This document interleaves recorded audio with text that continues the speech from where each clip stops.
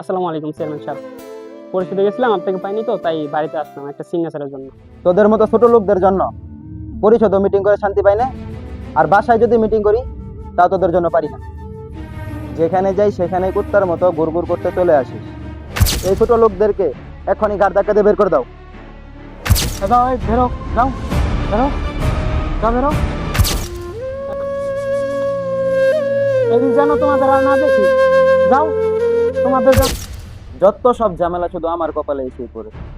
আচ্ছা মেম্বার সাহেব শুনেন, যেভাবে বললাম প্রথমে, 50 বস্তা চাউল আমার পার্সোনাল গোডাউনে দেবেন, আর 50 বস্তা আপনারা দুজনে ভাগ করে নেবেন।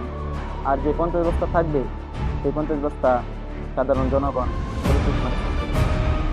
ঠিক আছে চেয়ারম্যান সাহেব, আপনি যেভাবে বলছেন ওইভাবে হবে। আচ্ছা ঠিক আছে, তাহলে আজকে আপনারা আসেন। আসি, আসসালামু আলাইকুম।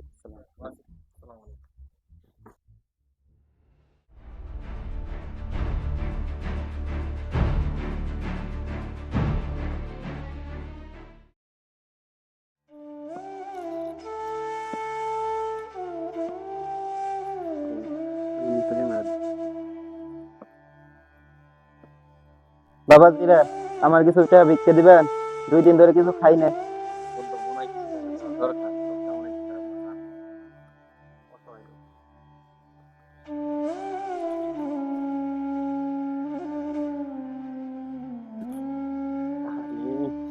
বেচারের কি অবস্থা!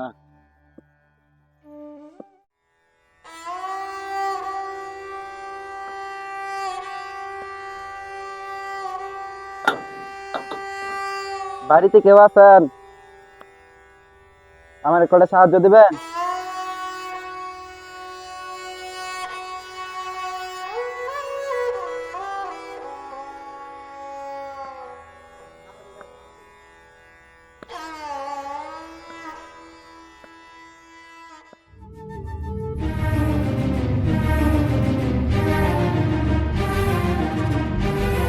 বাড়িতে কেউ আছেন?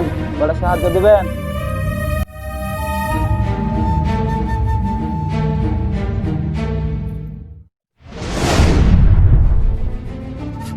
চেয়ারম্যান সাহেব দাঁড়ান।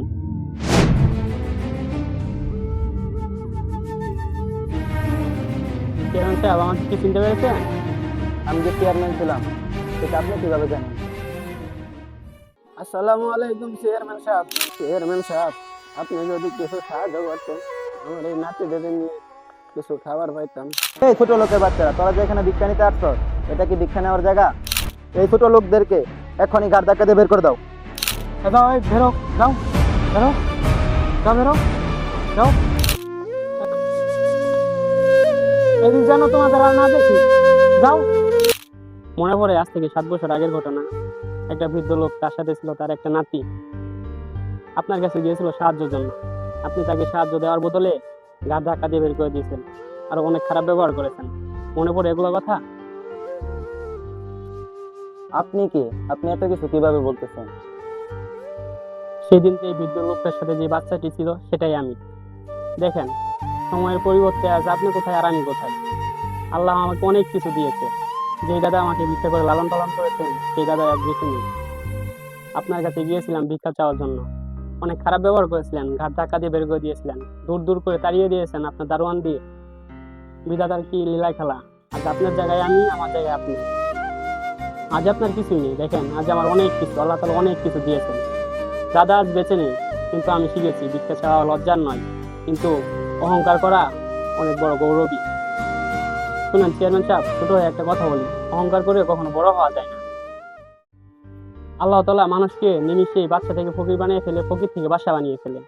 আচ্ছা যাই হোক, আপনার যদি কখনো সাহায্য লাগে তাহলে আমার কাছে আসবেন। আমি ইনশাআল্লাহ আপনাকে ফিরিয়ে দিব না, আমি আমার সর্বোচ্চ দিয়ে সাহায্য করবো আপনাকে। চেয়ারম্যান সাহেব একটা কথা মনে রাখবেন, অহংকার পতনের মূল। আচ্ছা বাবাজি, আমি তাহলে আসি।